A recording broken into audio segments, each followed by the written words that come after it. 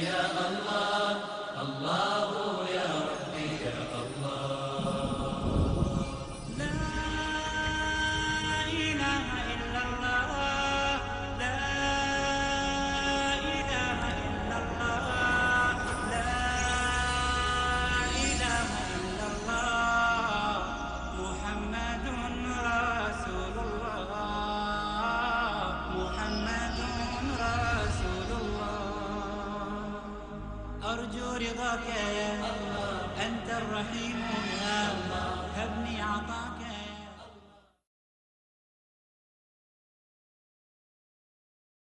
نحمده ونصلي على رسوله الكريم. اما بعد فقد قال الله تبارك وتعالى كما ورد في سورة الحجر: اعوذ بالله من الشيطان الرجيم، بسم الله الرحمن الرحيم، انا نحن نزلنا الذکر وانا له لحافظون. رب اشرح لي صدري ويسر لي امري واحلل عقدة من لساني يفقهوا قولي. معزز حاضرین اور محترم خواتین، السلام علیکم ورحمۃ اللہ وبرکاتہ. دیکھیے، سب سے پہلے اللہ تعالیٰ کا یہ فرمان ہے، ہم نے ہی اس الذکر کو نازل کیا. دی ریممبرنس، دی ریمائنڈنگ. قرآن کو الذکر کیوں کہا ہے؟ کہ جو بنیادی تعلیم ہے وہ فطرت انسانی میں موجود ہے، صرف یہ ہے کہ اس پر ظہول کے پردے طاری ہو گئے، بھول کے، ظہول کے، نسیان کے، یا ہمارے بدعمالیوں کی وجہ سے دل کے اوپر زنگ آ گیا ہے. جیسے لالٹین کے اوپر دھواں آ جائے تو اس کی روشنی اندر ہی بند ہو جاتی ہے، باہر نہیں نکل سکتی. تو روشنی تو ہے اندر، نور فطرت اللہ نے رکھا ہوا ہے، روحانی نور ہے، لیکن یہ کہ پردے پڑ گئے ہیں. آسمانی کتابیں آتی ہیں ان پردوں کو اٹھانے کے لیے. آپ لالٹین کی چمنی کو صاف کر دیجئے، آپ کو روشنی پیدا نہیں کرنی، روشنی تو اندر تھی اس کے، وہ تو دھواں اوپر آ گیا تھا، اس لیے رکاوٹ ہو رہی تھی. اس لیے آسمانی کتابوں کو الذکر، قرآن سب سے بڑا الذکر ہے. فرمایا ہم ہی اس کے محافظ ہیں. یہ آیت ایک اعتبار سے بڑی اہم ہے، اور میری جو تقاریر ہوتی ہیں تکمیل نبوت و رسالت کے مظاہر پر، اس میں میں اس مسئلے کو خاص طور پر بیان کرتا ہوں کہ ویسے تو تورات بھی اللہ کی کتاب ہے، اور سورہ مائدہ میں فرمایا انا انزلنا التوراۃ فیہا ھدی و نور، ہم نے ہی تورات نازل کی تھی، اس میں ہدایت بھی تھی، نور بھی تھا. پھر اسی رکوع میں فرمایا، یہ 7واں رکوع ہے سورہ مائدہ کا، کہ انجیل کے اندر فیہ ھدی و نور، اس میں ہدایت بھی تھی، نور بھی تھا. لیکن ان کی حفاظت کا ذمہ اللہ نے نہیں لیا. کیوں؟ اس لیے کہ یہ اصل میں سابقہ کتابیں کچھ انٹرم پیریڈ کے لیے ہدایات تھیں جو دی گئی. اس کے حوالے سے آپ لفظ ذہن میں رکھیے، 10 کمانڈمنٹس، 10 احکام، احکام عشرہ، تورات کے مشہور ترین تو وہی ہے. تو بچپن میں تو صرف یہی بتایا جاتا ہے یہ کرو یہ نہ کرو، یہ کیوں کرو اور یہ کیوں نہ کرو. یہ تو جب بچہ بڑا ہوگا، اس کا ذہن جو ہے پختہ ہو جائے گا، تب اس کی سمجھ میں آئے گا. لہذا جب نوع انسانی بالغ ہو گئی عقلی اعتبار سے، شعور کے اعتبار سے، فکر کے اعتبار سے، تب پھر یہ الذکر، یہ قرآن نازل کر دیا گیا. اور چونکہ اب نبوت ختم تھی، کوئی اور نبی آنا نہیں ہے، لہذا اسے محفوظ کر دیا گیا. تو پہلی بات تو یہ ہے کہ اس قرآن کی حفاظت کا، اس کی حرمت کا، اس میں تحریف کا راستہ روکنے کا، اس کی گمشدگی سے سد باب، یہ سب اللہ کے ذمے ہے. اور اگر واقعہ یہ ہے کہ اللہ نے یہ ذمہ داری نہ لی ہوتی تو جیسے یہودیوں نے تورات میں تحریف کی اور عیسائیوں نے انجیل میں، ہم بھی کبھی نہ بخشتے قرآن کو، ہم ان سے کم نہیں ہیں. لہذا ہم بھی ترجموں میں تحریف ہوئی ہے، تفسیروں میں تحریف ہوئی ہے. اقبال کہتا ہے خود بدلتے نہیں قرآن کو بدل دیتے ہیں، ہوئے کس درجہ فقیہان حرم بے توفیق. متن نہیں بدل سکتا، اس کی حفاظت کا ذمہ اللہ تعالیٰ نے دیا. اسی حفاظت کے ذمے سورہ حامیم السجدہ میں بڑی پیاری آیت آئی ہے، بہت پیاری آیت. وَإِنَّهُ لَكِتَابٌ عَزِيزٌ، یہ قرآن مجید کے لیے مجید، حکیم، اب یہاں عزیز کا لفظ، کتاب عزیز. عزیز کہتے ہیں با اختیار، طاقتور. پنجابی میں کہتے ٹھاڈا، مضبوط.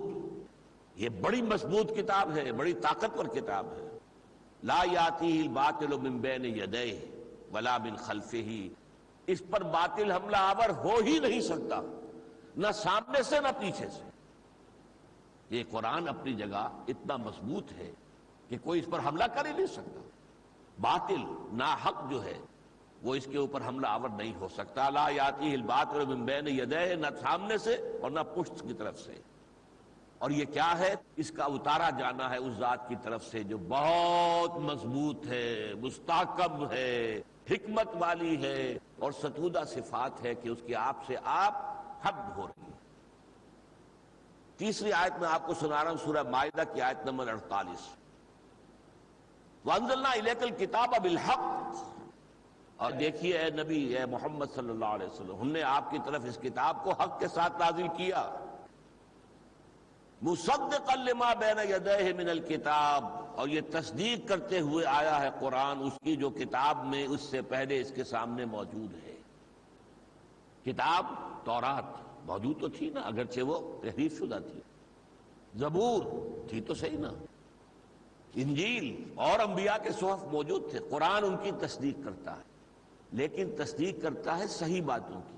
وَمُهَيْمِنًا عَلَيْهِ، اور محافظ ہے، یعنی اس کی تعلیمات کے اندر اگر کوئی تحریف ہوئی ہے تو اس کا پردہ چاک کر دیتا ہے. قرآن مجید نہ صرف اپنی حفاظت کرتا ہے بلکہ سابقہ جتنی کتابیں دنیا میں اللہ تعالیٰ کی طرف سے نازل ہوئی ہیں، آسمانی کتابیں، ان سب کا بھی وہ حافظ ہے، پہرے دار ہے، چوکی دار ہے. اب دیکھیے ایک نیا مسئلہ میں آپ کے سامنے رکھ رہا ہوں. میری بات کی گفتگو کا تعلق ان آیات سے آپ کے سامنے آئے گا. ایک جگہ فرمایا آخری پارے میں بل هو قرآن مجید فی لوح محفوظ، یہ تو قرآن ہے بڑا بزرگ، مجد اور شان والا، اور یہ لوح محفوظ میں ہے. لوح کہتے ہیں تختی کو. تختی لکڑی کی بھی ہو سکتی ہے، پتھر کی بھی ہوتی تھی، ہم تختیاں لکھا کرتے تھے. سلیٹ ہوتی تھی، وہ پتھر کی ہوتی تھی. تو یہ لوح ہے، لوح محفوظ، ایک محفوظ لوح ہے، تختی ہے جس پر یہ قرآن لکھا ہوا ہے. یہ لوح محفوظ کہاں ہے؟ اللہ کے پاس ہے. قرآن مجید کی حفاظت کے لیے ضمانت کیا ہے؟ 3 آیتیں ہیں قرآن مجید کی. اس کو فرمایا سورہ بروج میں، وَالسَّمَاءِ ذَاتِ الْبُرُوجِ وَالْيَوْمِ الْمَوْعُودِ، اس کی جو آخری آیت ہے بل هو قرآن مجید فی لوح محفوظ، یہ 2 آیتیں آخری ہیں. سورہ واقعہ میں فرمایا اِنَّهُ لَقُرْآنٌ کریم فی کتاب مکنون لا یمسہ الا المطہرون. یہ تو قرآن ہے کریم، بہت باعزت، بہت ہی بلند مرتبہ، اور یہ ایک چھپی ہوئی کتاب میں، مکنون، چھپی ہوئی کتاب. ہمارے پاس کتاب تو کھلی ہوئی ہے، چھپی ہوئی تو نہیں ہے.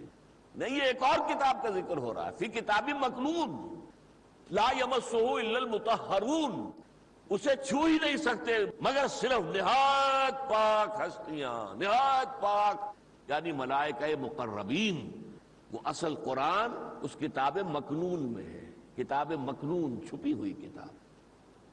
پھر ایک جگہ فرمایا سورہ زخرف میں اِنَّهُ فِي أُمِّ الْكِتَابِ لَدَيْنَا لَعَلِيٌّ حَكِيمٌ، یہ قرآن بہت بلند و بالا ہے، العلی الحکیم، بڑا حکمت بھرا ہوا ہے. اور یہ ہمارے پاس ہے ام الکتاب کے اندر، لدینا ہمارے پاس ہے، قرآن ہمارے پاس ہے. تو لوح محفوظ، کتاب مکنون، ام الکتاب، اصل قرآن وہاں ہے. میں نے یہ بات سمجھانے کے لیے اپنے درسوں میں کہہ دی کہ اصل قرآن وہاں ہے، ہمارے پاس نقول ہیں قرآن کی، کہ جیسے ہائی کورٹ نے ججمنٹ لکھ دیا، وہ ججمنٹ وہی رہے گا، آپ اس کی نقل لے سکتے ہیں. مدعی لے سکتا ہے، مدعا علیہ لے سکتا ہے. وہ مدعا علیہ کو کہیں اپیل کرنی ہے یا مدعی کو اپیل کرنی ہے تو سب سے پہلے تو اسے ضرورت ہوگی کہ ہائی کورٹ کا ڈیسیجن، تبھی تو وہ سپریم کورٹ جائے گا. تو اسے کہتے ہیں اٹیسٹڈ کاپیز. وہ کاپی دی جاتی ہے، اس کے اوپر اٹیسٹیشن ہوتی ہے کہ یہ صحیح ہے، مطابق اصل ہے. اور پچھلے زمانے میں تو یہ ہوتا تھا کہ بہرحال نقل کی جا رہی ہے تو یا تو ہاتھ سے لکھا جا رہا ہے، نقل کی غلطی ہو سکتی تھی کہ نہیں. یا یہ ہے کہ ٹائپ ہو رہی ہے، انگریزی کا ججمنٹ ہے ٹائپ ہو رہا ہے، اس میں بھی غلطی ہو سکتی۔ آج کل جو ہوا ہے ہماری ٹیکنالوجی، فوٹو سٹیٹ ہو گیا، اللہ اللہ خیر صلی اللہ، اس میں ایک شوشے کا فرق نہیں ہو سکتا، ایک شوشے کا فرق، وہ تو یوں کا تو عکس ہے، فوٹو سٹیٹ ہے۔ تو یوں سمجھیے میں نے چونکہ یہ کہہ دیا کہ اصل میں تو قرآن وہ ہے لوح محفوظ میں، کتاب مکنون میں، ام الکتاب میں، یہ اس کی مصدقہ نقول ہیں، اٹیسٹڈ کاپی جو ہمارے پاس ہے۔ اس پر ہندوستان کے ایک عالم نے، دہلی کے ہیں مولانا اخلاق حسین قاسمی، انہوں نے گرفت کی کہ یہ بات نہیں کہنی چاہیے، یہ اہل علم کے حلقوں میں بات کی جائے تو وہ تو اس کی داد بھی دیں گے، عام آدمی پر برا اثر پڑے گا کہ یہ اصل قرآن نہیں ہے جو ہمارے پاس ہے۔ تو میں نے اس پہ مان لیا، لکھ دیا کہ آئندہ میں یہ بات کبھی نہیں کہوں گا۔ آج تو چونکہ ساری داستان آپ کو سنانی ہے، اس لیے میں آپ کے سامنے ذکر کر رہا ہوں کہ اس میں کوئی فرق نہیں ہے۔ اصل قرآن لوح محفوظ میں، اصل قرآن کتاب مکنون میں، اصل قرآن ام الکتاب میں، لیکن وہاں سے یہ نازل ہوا ہے حضرت جبرائیل کے ذریعے محمد الرسول اللہ صلی اللہ علیہ وسلم پر، پھر حضرت محمد سے صحابہ کو منتقل ہوا، پھر تابعین کو منتقل ہوا، تبع تابعین کو منتقل ہوا، آج تک یہ منتقل ہو رہا ہے، لیکن اس کے اندر شوشے کا فرق نہیں، اس میں کوئی غلطی نہیں۔ میں پورا کیٹیگوریکلی ڈینائی کر رہا ہوں کہ میری طرف اس بات کی نسبت جھوٹ ہے، تہمت ہے، بہتان۔ یہ قرآن ہے لیکن اصل قرآن وہاں ہے، اس کی یہ مصدقہ نقل ہے، اس کی فوٹو سٹیٹ کاپی ہے جو ہمارے پاس ہے۔ قرآن کہہ رہا ہے بھائی بل هو قرآن مجید فی لوح محفوظ انہ لقرآن کریم فی کتاب مکنون لا یمسہ الا المطہرون انہ فی ام الکتاب لدینا لعلی حکیم۔ کیسے میں انکار کر دوں؟ قرآن کی آیات کا انکار کر دوں؟ اصل قرآن وہاں ہے، ہمارے پاس اٹیسٹڈ کاپیز ہیں، لیکن یہ مطابق اصل ہے، نقل مطابق اصل، شوشے کا فرق بھی نہیں۔ اب آگے چلیے، وہاں سے قرآن نازل ہوا اور دو واسطوں سے انسانوں تک پہنچا۔ وہاں سے لوح محفوظ سے، کتاب مکنون سے، ام الکتاب سے لیا کس نے؟ حضرت جبرائیل علیہ الصلوۃ والسلام۔ حضرت جبرائیل سے سنا کس نے؟ محمد الرسول اللہ صلی اللہ علیہ وسلم۔ یہ قرآن لکھا ہوا نازل نہیں ہوا ہے، جان لیجئے اچھی طرح۔ سورہ نساء میں تو کہا گیا ہے کہ اے نبی، یہ اہل کتاب آپ سے مطالبہ کر رہے ہیں کہ لکھا ہوا کتاب قرآن اتارو ہمارے اوپر، جیسے کہ تورات جو ہے لکھی ہوئی تختیوں کے اوپر، پتھر کی تختیوں کے اوپر جو ہے موسیٰ کو دی گئی تھی، ہمیں بھی اتارو۔ لیکن نہیں، یہ آیا ہے حضرت جبرائیل کی زبان سے محمد الرسول اللہ کے کانوں تک، لیکن وہ کان دل کا کان ہے، یہ کان نہیں۔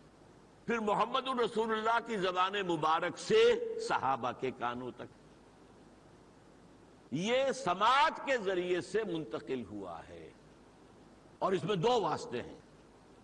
اب ان دونوں واسطوں کی جو ہے قرآن مجید میں مدح کی گئی ہے۔ آپ کو معلوم ہے سورہ تکویر، فلا اقسم بالخنس الجوار الکنس واللیل اذا عسعس والصبح اذا تنفس انہ لقول رسول کریم ذی قوت عند ذی العرش مکین مطاع ثم امین۔ یہ ہے جبرائیل کی شان، یہ قول ہے ایک رسول کریم کا، اور وہ رسول کریم کون ہے؟ جبرائیل، جو مطاع ہے، سارے فرشتے ان کا حکم مانتے ہیں، اور امین، امانت دار۔ مجال ہے کہ اس قرآن کے اندر جو منتقل کیا انہوں نے لوح محفوظ سے اور کتاب مکنون سے اور ام الکتاب سے، مجال ہے اس کے اندر کوئی رد و بدل کرے۔ اور پھر اس کو دل کے کانوں سے سنا محمد رسول اللہ نے، اور نکلا اب آپ کی زبان مبارک کے ذریعے سے، یہ بھی قول ہے۔ چنانچہ سورہ حاقہ کی آخری آیات کیا ہیں؟ فلا اقسم بما تبصرون وما لا تبصرون انہ لقول رسول کریم وما هو بقول شاعر قلیلا ما تؤمنون ولا بقول کاہن قلیلا ما تذکرون۔ تو میں قسم کھاتا ہوں ان چیزوں کی بھی جو تم دیکھتے ہو، مادی چیزیں، اور قسم کھاتا ہوں ساری غیب کی چیزوں کی بھی جن کو تم نہیں دیکھتے۔ یہ ایک رسول کریم محمد عربی صلی اللہ علیہ وسلم کی زبان سے نکلا ہوا ہے۔ قول جبرائیل، قول محمد صلی اللہ علیہ وسلم۔ اور محمد کون ہے صلی اللہ علیہ وسلم؟ یہ کوئی شاعر نہیں ہے. وَلَا بِقَوْلِ شَاعِرٍ قَلِيلًا مَا تُؤْمِنُونَ، تم کم ہی مانتے ہو. وَلَا بِقَوْلِ کاہن، اور یہ کوئی کاہن نہیں ہے. اس اعتبار سے وہ جو پہلی کڑی تھی جبرائیل، ان کی بھی شان بیان ہو گئی، اور دوسری کڑی محمد الرسول اللہ، ان کی شان بھی بیان ہو گئی. حضور سے سنا اور لوگوں نے یاد کیا، سینکڑوں حفاظ سینوں کے اندر محفوظ ہو گیا. اب دیکھیے، جب رسول تبلیغ کر رہے ہیں تو اس کا ذکر ہے سورہ جن میں. عالم الغیب، اللہ تعالیٰ جو ہے تمام غیب کا جاننے والا ہے. فلا یظہر علی غیبہ احدا، اور وہ اپنے غیب کو ظاہر نہیں کرتا کسی پر بھی، کسی پر بھی. لیکن جتنا کیٹیگوریکل یہ ہے اس میں استثناء آ رہی ہے. الا من ارتضی من رسول، سوائے ان کے جو رسولوں میں سے اسے پسند ہو جائیں. ان کو تو غیب پر اطلاع دیتا ہے، غیب کی اطلاع نہ ہو تو رسول کیا ہوا؟ وہ تو عام آدمی ہے. حضور کو تو شب معراج میں جنت دکھا دی، دوزخ دکھا دی. ایک دفعہ نماز استسقاء پڑھتے ہوئے جنت سامنے آ گئی، دوزخ سامنے آ گئی، فرشتہ آپ کے سامنے آ رہا ہے. اصل ملکی شکل میں بھی آپ نے دیکھا، انسانی شکل میں تو بے تحاشا مرتبہ دیکھا. لہذا غیب اللہ ظاہر کرتا ہے، کل کا کل غیب نہیں.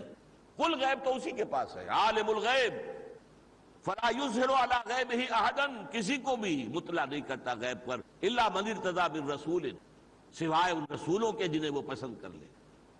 اب اس کے بعد کیا کرتا ہے؟ فَإِنَّهُ يَسْلُكُ مِن بَيْنِ يَدَيْهِ وَمِن خَلْفِهِ رَصَدًا. تو جب رسول تبلیغ کرتے ہیں تو ان کے آگے آگے بھی ہمارے فرشتے چل رہے ہوتے ہیں، پہرے دار، اور ان کے پیچھے بھی فرشتے چل رہے ہوتے ہیں. لِيَعْلَمَ أَن قَدْ أَبْلَغُوا رِسَالَاتِ رَبِّهِمْ، تاکہ یہ بات واضح ہو جائے کہ واقعتاً رسولوں نے اپنے رب کے پیغامات صحیح صحیح پہنچا دیے. تو گویا کہ تبلیغ کے وقت بھی قرآن کی حفاظت ہو رہی ہے. اب آگے چلیے. اب جو حضور پر دباؤ پڑتا تھا، آپ بدلے قرآن کو، یہ اٹ از ٹو ریجڈ، یہ تو ہماری کوئی بھی بات نہیں مانتا. بھائی دنیا میں اصول ہے، گیو اینڈ ٹیک، کچھ ہماری مانو کچھ ہم نہیں منواؤ، بدلو قرآن. یہ دباؤ کتنا شدید تھا میں چند آیات آپ کو بتا دیتا. سورہ یونس میں آیا ہے، یہ لوگ الذین لا یرجون لقاءنا، وہ کہتے ہیں ائت بقرآن غیر ھذا او بدلہ، اے محمد اس قرآن کے سوا کوئی قرآن پیش کرو یا اس کے اندر ترمیم کرو. ہماری جتنی مذمت تم کر دیتے ہو، ہمارے معبودوں کی جیسے نفی کر دیتے ہو، اٹس انبیئریبل، ہم برداشت نہیں کر سکتے. تو یا تو قرآن کوئی اور لاؤ تو ہم مان لیں گے، یا اس قرآن میں ترمیم کرو، تبدیلی کرو. ائت بقرآن غیر ھذا او بدلہ، تبدیل کرو. قل ما یکون لی ان ابدلہ من تلقاء نفسی، کہہ دو اے محمد صلی اللہ علیہ وسلم، میرے لیے ممکن نہیں ہے کہ میں اپنے جی سے، اپنی مرضی سے اس کے اندر کوئی تبدیلی کروں. ان اتبع الا ما یوحی الی، میں تو خود پابند ہوں اس کا جو مجھ پر وحی کیا جا رہا ہے، میں بدلوں گا کیسے؟ میں تو پابند ہوں اس کا. مجھے تو اللہ نے اگر کبھی محبت بھری ڈانٹ پلائی ہے وہ بھی قرآن میں نے پہنچا دی تمہیں. عبس وتولی جاءہ الاعمی وما یدریک لعلہ یزکیٰ او یذکر فتنفعہ الذکریٰ اما من استغنی فانت لہ تصدی وما علیک الا یزکیٰ واما من جاءک یسعی وہو یخشی فانت عنہ تلہی. ڈانٹ پل رہی، محبت بڑی شفقت کے ساتھ، جیسے کوئی بجائے شفیق باپ جو ہے اپنے بچے کو کسی بات پر سرزنش کرتا ہے. حضور نے وہ بھی لا کے رکھ دی قرآن مجید کے اندر. ورنہ کوئی عام انسان ہوتا چھپا لیتا. یہ میرے معتقدین جو ہے کیا کہیں گے کہ اللہ جو ہے حضور سے ایسے بھی خطاب کرتا ہے. یہ بھی فرمایا یا ایھا النبی لم تحرم ما احل اللہ لک تبتغی مرضات ازواجک، اے نبی کیوں حرام ٹھہرا رہے ہیں اپنے اوپر وہ شے جو اللہ نے حلال ٹھہرائی ہے اپنی بیویوں کی رضا جوئی کے لیے. اب یہ لمبا واقعہ ہے، سورہ تحریم کی پہلی آیت میں نے آپ کو سنائی ہے.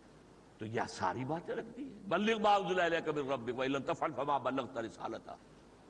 یا ایھا الرسول بلغ ما انزل الیک من ربک، اے رسول پہنچا دو جو کچھ بھی نازل ہوا ہے آپ پر آپ کے رب کی طرف سے، اور اگر اس میں کوئی کمی کی تو رسالت کا حق ادا نہیں ہوگا.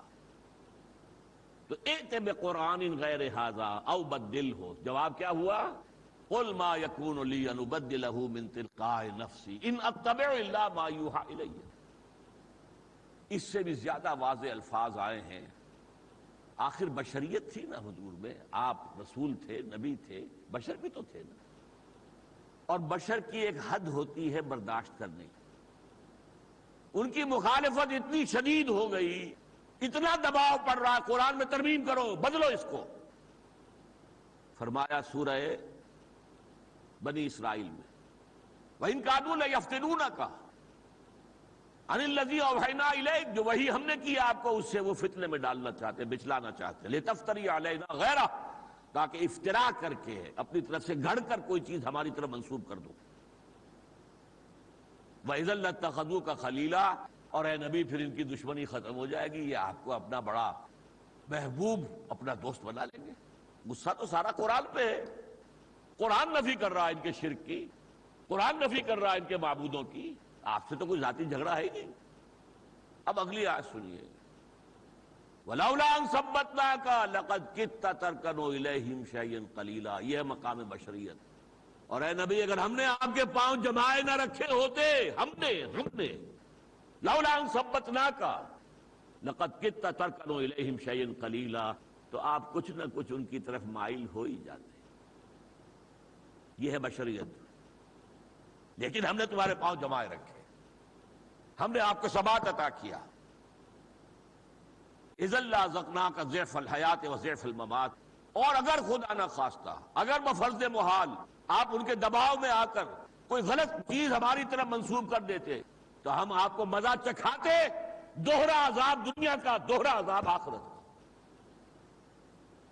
یہ رب کی شان ہے۔ اذا لازقناک ضعف الحیات و ضعف الممات ثم لا تجد لك علینا نصیرا، کوئی مددگار نہیں پاؤ گے اگر تم نے کہیں دباؤ میں آ کر قرآن مجید میں ترمیم کر دیا۔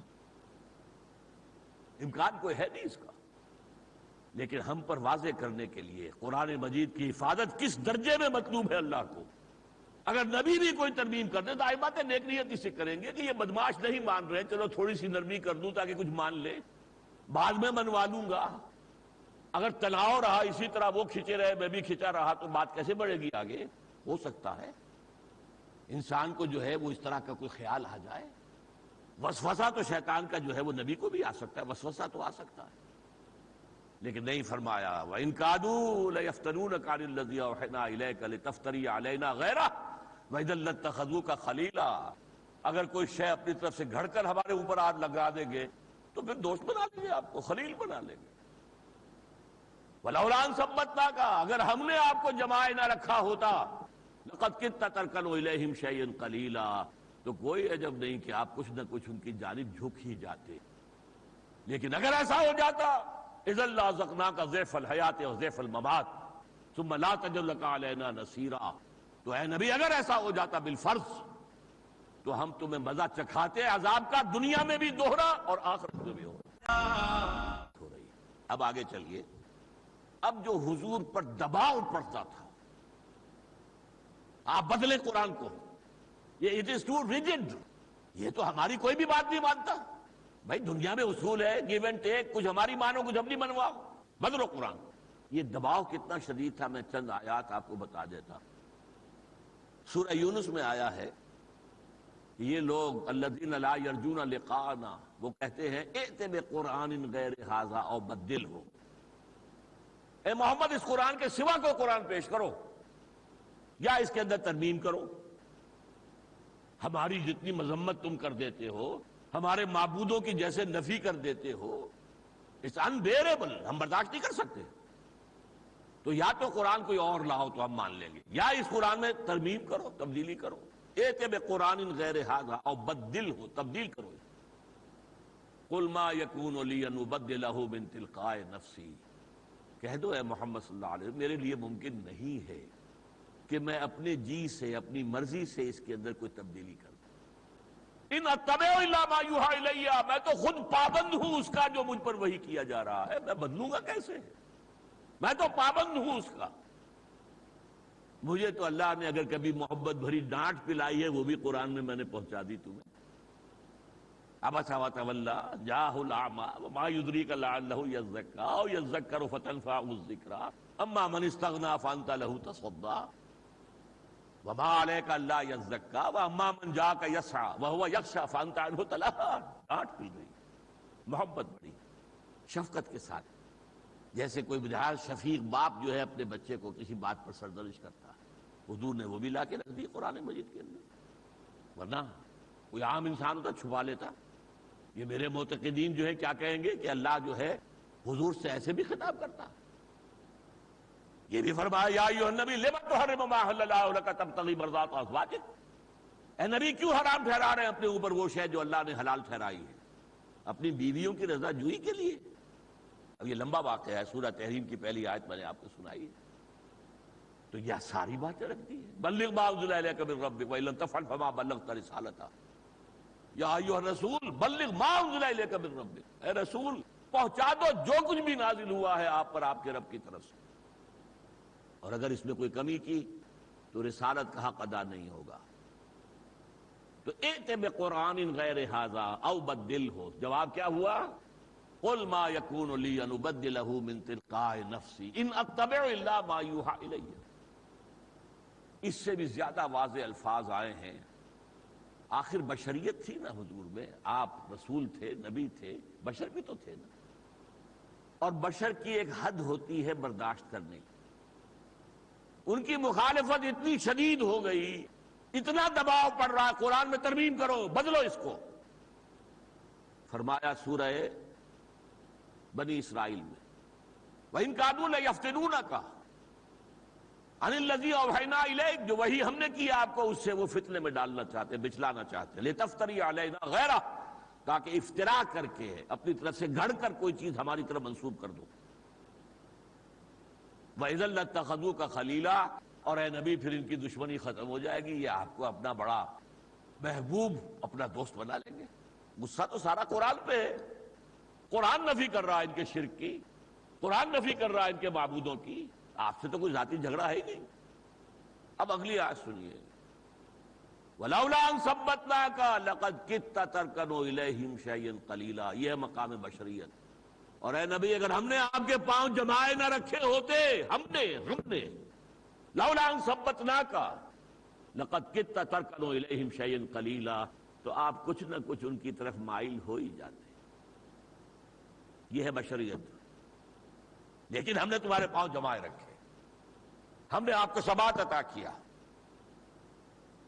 اذا لازقناک ضعف الحیات و ضعف الممات، اور اگر خدا نہ خواستہ، اگر بفرض محال آپ ان کے دباؤ میں آ کر کوئی غلط چیز ہماری طرف منسوب کر دیتے تو ہم آپ کو مزہ چکھاتے، دوہرا عذاب دنیا کا، دوہرا عذاب آخرت کا.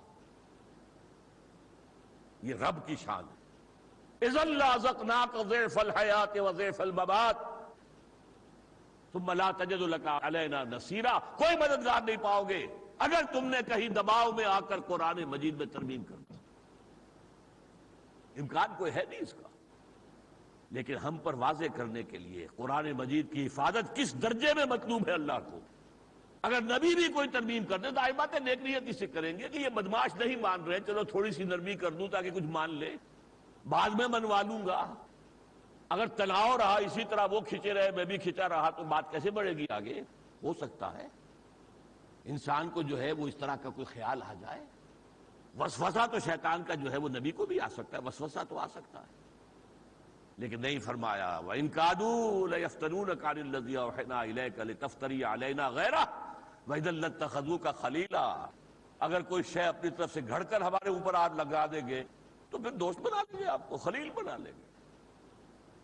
وَلَوْلَا أَن ثَبَّتْنَاكَ، اگر ہم نے آپ کو جمائے نہ رکھا ہوتا، لَقَدْ كِدتَّ تَرْكَنُ إِلَيْهِمْ شَيْئًا قَلِيلًا، تو کوئی عجب نہیں کہ آپ کچھ نہ کچھ ان کی جانب جھک ہی جاتے. لیکن اگر ایسا ہو جاتا اذا لازقناک ضعف الحیات و ضعف الممات ثم لا تجد لك علینا نصیرا، تو اے نبی اگر ایسا ہو جاتا بالفرض تو ہم تمہیں مزہ چکھاتے عذاب کا، دنیا میں بھی دوہرا اور آخرت میں بھی ہو. وَلَوْ تَقَوَّلَ عَلَيْنَا بَعْضَ الْأَقَاوِيلِ، اگر بالفرض محمد صلی اللہ علیہ وسلم خود گھڑ کر کوئی بات ہماری طرف منسوب کر دیں. تقول قول تکلف کے ساتھ اگر گھڑ کر بنا کر کوئی بات ہماری طرف جو ہے منسوب کر دیں وَلَوْ تَقَوَّلَ عَلَيْنَا بَعْضَ الْأَقَاوِيلِ لَأَخَذْنَا مِنْهُ بِالْيَمِينِ ثُمَّ لَقَطَعْنَا مِنْهُ الْوَتِينَ، تو ہم انہیں پکڑیں گے ان کے داہنے ہاتھ سے اور گردن کاٹ دیں۔ یہ کس کے لیے ہو رہا ہے بیان؟ پھر کہوں گا رب رب ہے، بندہ بندہ ہے، اور محمد کی شان بھی کیا ہے؟ پہلے عبد ہیں پھر رسول ہیں۔ اشہد ان لا الہ الا اللہ وحدہ لا شریک لہ واشہد ان محمدا عبدہ ورسولہ وما منکم من احد عنہ حاجزین، تم ان کے کنبے والے، قبیلے والے، تو ان پر ایمان رکھنے والے بچا نہیں سکو گے انہیں۔ فما منکم من احد عنہ حاجزین، جو آڑے آ جائے، جو بچا لے، کوئی نہیں۔ تو میں نے اب تک کیا عرض کیا ہے؟ قرآن کی حفاظت کا ذمہ اللہ نے لیا، ورنہ ہم نے تحریف کر دی ہوتی۔ ترجموں میں تحریف ہوئی، تفسیروں میں ہوئی۔ پھر یہ کہ کتاب عزیز ہے، اتنی مضبوط ہے، اس پر باطل نہ سامنے سے حملہ آور ہو سکتا ہے نہ پیچھے سے۔ پھر یہ کہ یہ نازل کی گئی حق کے ساتھ، جو سامنے موجود تھی کتابیں تورات انجیل ان کی تصدیق کرتے ہوئے، اور ان کی حفاظت، چوکی دار، ان کی غلطیاں واضح کرنے والی، کہ یہ اس میں تحریفیں ہوئی۔ قول و رسول کریم دو کے لیے آیا۔ پہلا رسول کریم جبرائیل، انہ لقول رسول کریم ذی قوت عند ذی العرش مکین مطاع ثم امین، ان کے قول کے ذریعے سے محمد تک منتقل ہوا صلی اللہ علیہ وسلم، اور محمد کے قول کے ذریعے سے صحابہ تک منتقل ہوا۔ اور اس کے بعد یہ کہ اس تبلیغ کے ذریعے جب یہ قرآن پھیلا رہے تھے حضور، تو فرشتے سامنے بھی پیچھے بھی پہرے دار موجود تھے کہ کہیں کوئی شیاطین جن جو ہے اس کے اندر کوئی گھپلا پیدا نہ کر دے۔ اور حضور کے اوپر کتنا دباؤ تھا، کتنا دباؤ تھا، کتنا دباؤ تھا، ان تین آیتوں سے واضح ہو گیا۔ ائت بقرآن غیر ھذا ابدل قل ما یکون لی ان ابدلہ من تلقاء نفسی، اور فرمایا وَإِن كَادُوا لَيَفْتِنُونَكَ عَنِ الَّذِي أَوْحَيْنَا إِلَيْكَ لِتَفْتَرِيَ عَلَيْنَا غَيْرَهُ وَإِذًا لَاتَّخَذُوكَ خَلِيلًا، لیکن لولا ان ثبتناک لقد کدت ترکن الیہم شیئا قلیلا، اگر ہم نے آپ کو جمائے نہ رکھا ہوتا، پائے مبارک میں ثبات پیدا نہ کر دیا ہوتا، تو شاید ہو سکتا ہے کہ آپ کچھ ان کی طرف جھک ہی جاتے، اور اگر ایسا ہو جاتا تو پھر ہم آپ کو عذاب دیتے، دنیا میں بھی دوہرا اور آخرت میں بھی دوہرا۔ لیکن ایسا ہونے کا امکان نہیں۔ اب میں آپ سے عرض کر رہا ہوں، اس قرآن کو ڈسکریڈٹ کرنے کی کوشش صدیوں سے ہو رہی ہے۔ ظاہر بات ہے دشمن اسلام جو ہے وہ ڈسکریڈٹ کرنا چاہتے ہیں اسلام کو، اس کے لیے دو کو ڈسکریڈٹ کرنا لازم ہے، محمد کو صلی اللہ علیہ وسلم اور اس قرآن کو۔ حضور کی ذات مبارکہ اور قرآن مجید مل کر بنتے بینہ۔ لم یکن الذین کفروا من اہل الکتاب والمشرکین منفکین حتی تأتیہم البینہ۔ بینہ کیا ہے؟ رسول من اللہ یتلو صحفا مطہرۃ فیہا کتب قیمہ، رسول جو اللہ کی طرف سے بھیجے گئے اور جو تلاوت کر رہے ہیں بڑے پاکیزہ صحیفے جن میں اللہ تعالیٰ کے احکام ہے واضح۔ یہ جو دونوں ملتے ہیں تو بینہ بنتی ہے، واضح دلیل اللہ کی، اللہ کی آخری حجت نوع انسانی پر۔ لہذا اسلام کو بگاڑنا ہے تو حضور کی شخصیت کو داغدار کر دیجیے۔ اجی یہ مرگی کا دورہ پڑتا تھا، یہ خامخواہ لوگوں نے کہا وہی آتی تھی، یہ کہا ہے، مغرب کے فلسفیوں نے کہا ہے، سائنسدانوں نے کہا ہے۔ اجی یہ ہیلوسینیشنز تھی۔ ہیلوسینیشن ہوتی کیا؟ کان بجنے لگے آپ کے، کوئی آواز نہیں ہے، کان کہہ رہا ہے کہ ہے آواز، ہے ہی نہیں، میرے کان بج رہے ہیں۔ یا ہیلوسینیشن ہوتی ہے آنکھ کوئی چیز دیکھ رہی ہے ہی نہیں کوئی چیز۔ یہ ہیلوسینیشنز تھی محمد کی صلی اللہ علیہ وسلم۔ معاذ اللہ، معاذ اللہ، معاذ اللہ، معاذ اللہ۔ پھر حضور کی سیرت کو داغدار کیا، ارے انہوں نے اتنی شادیاں کی، 11 شادیاں کی، یہ تو معاذ اللہ ثم معاذ اللہ، نقل کفر کفر نہ باشد۔ رنگیلا رسول نام کی کتاب لکھ دی تھی نا راجپال نے، جس پر کہ غازی علم الدین نے اسے مارا خنجروں کے ساتھ اور ختم کیا. اسی پر رشدی نے کتاب لکھ دی، بدبخت نے. اسی موضوع پر تسلیمہ نسرین نے لکھ دی. یہی گند اچھالا ہے ایچ جی ویلز نے. یہ سارا کچھ دنیا میں کیا ہو رہا؟ آپ محمد کو داغدار کر دیں صلی اللہ علیہ وسلم، خود بخود ختم ہو جائے گا.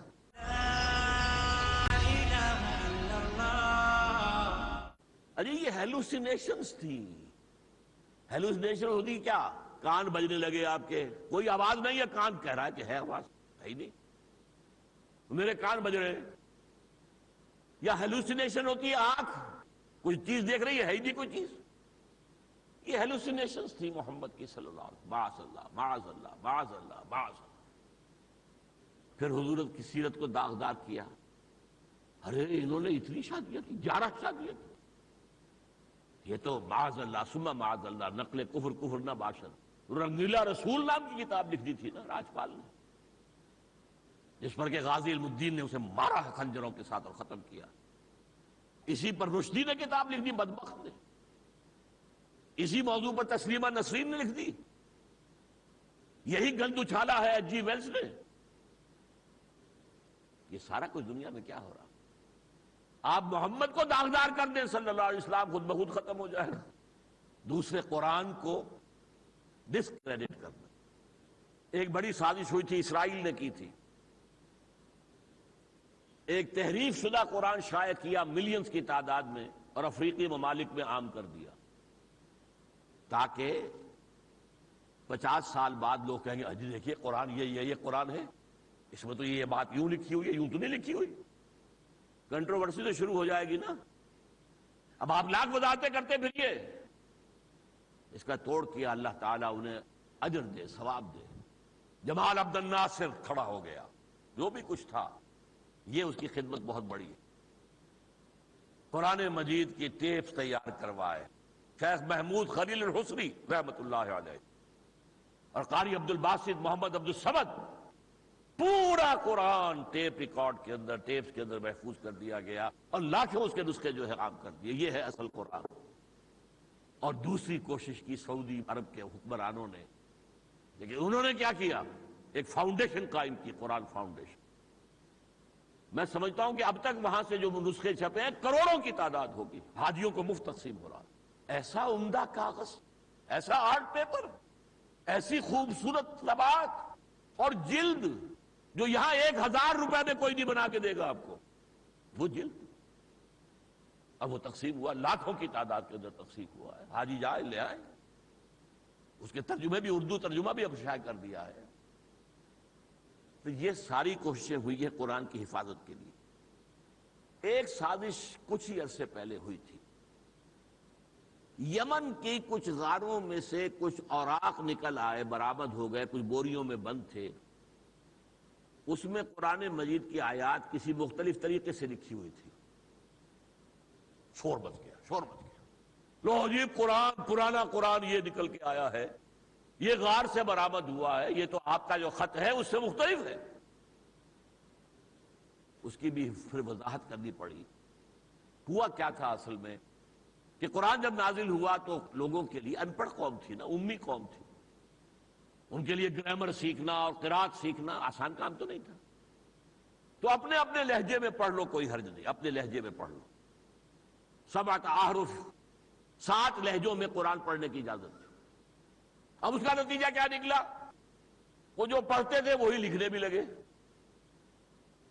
یہ فتنہ جب اٹھ رہا تھا حضرت عثمان رضی اللہ تعالیٰ عنہ کے عہد میں، تو اللہ نے انہیں توفیق دی، سارے نسخے جمع کر لیے. پھر ایک نسخہ اوتھینٹک تیار کیا گیا، رسم الخط. اسے کہتے ہیں رسم عثمانی، رسم کہتے ہیں رسم الخط. رسم الخط ایک ہے رومن ABC، ایک ہے الف با تا رسم الخط. تو ایک رسم الخط کے اوپر پوری امت کو مجتمع کر دیا. اس کی مصدقہ کاپیاں بھیج دی مختلف علاقوں میں.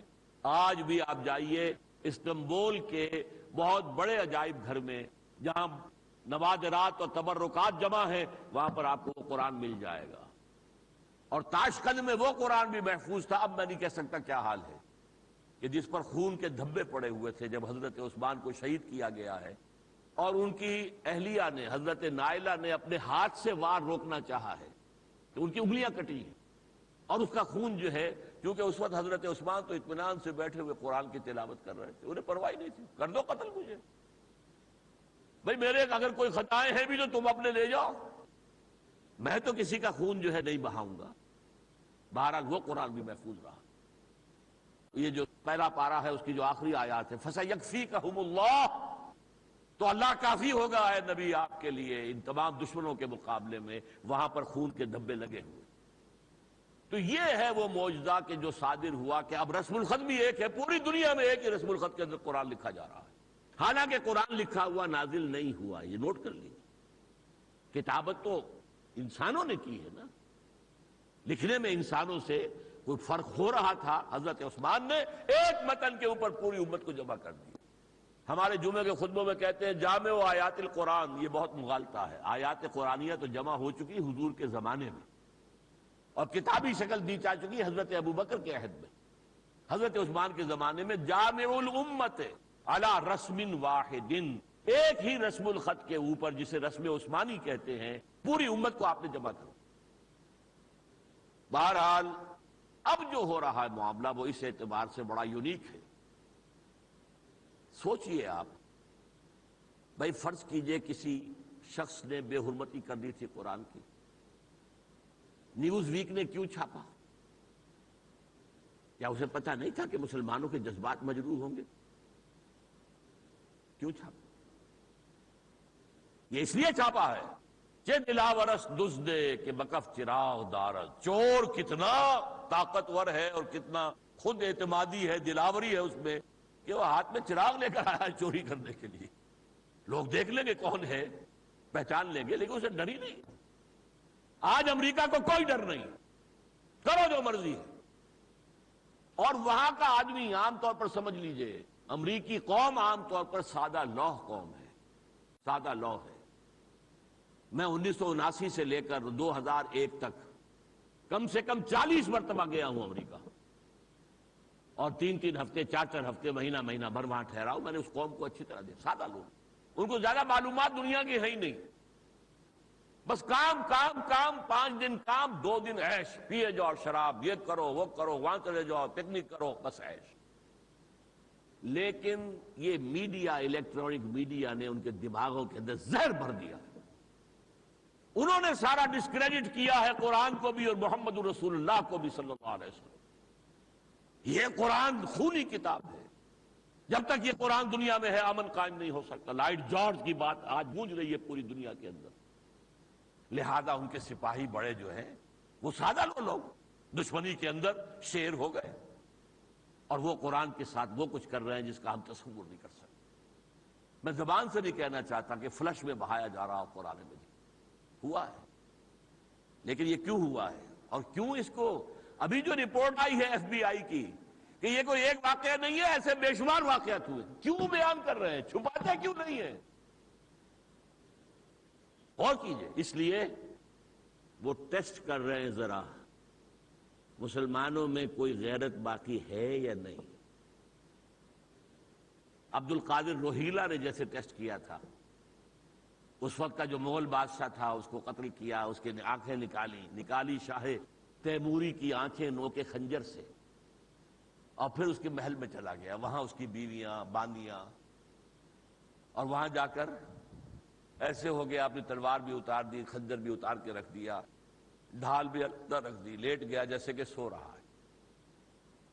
ٹیسٹ کر رہا تھا کہ یہ شہزادیاں، یہ بیگمات، ان میں کوئی ہے، کوئی رمق غیرت کی کہ کوئی میرا خنجر اٹھا کر ہی گھونپنے کی کوشش تو کرے؟ کسی نے نہیں کہا۔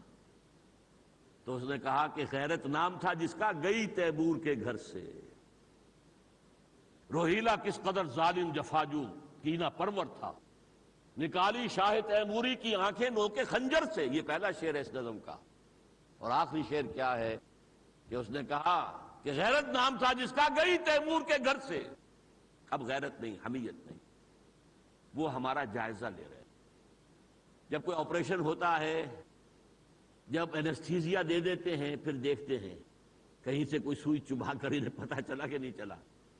اینستھیزیا واقعی یہ انڈر ہو گئے کہ نہیں ہو گئے؟ کہیں ایسا تو نہیں کہ ہم ادھر جو ہے نشتر لگائیں اور ادھر وہ چیخ پڑے کہ یہ کیا ہو رہا ہے میرے ساتھ؟ ہمارا کیا حال تھا؟ ہم تو اب جاگے ہیں ذرا تھوڑا تھوڑا سا، کوئی ریلیاں نکال رہے ہیں، کوئی مظاہرے کر رہے ہیں، لیکن وہ بات اور تھی، وہ تو وقت گزر گیا جب عین وقت پر نہیں آیا۔ جیسے کہتے ہیں مشتے کے بعد از جنگ یاد آیت برکلائے خود نی نمائند، جب جنگ ہو رہی تھی تب تو تمہیں مکہ یاد نہیں آیا، اب مکہ یاد آیا اپنے کلے کو دے مارو۔ جب لڑائی ہو رہی تھی اس وقت یاد آتا تھا کہ تمہیں مکہ۔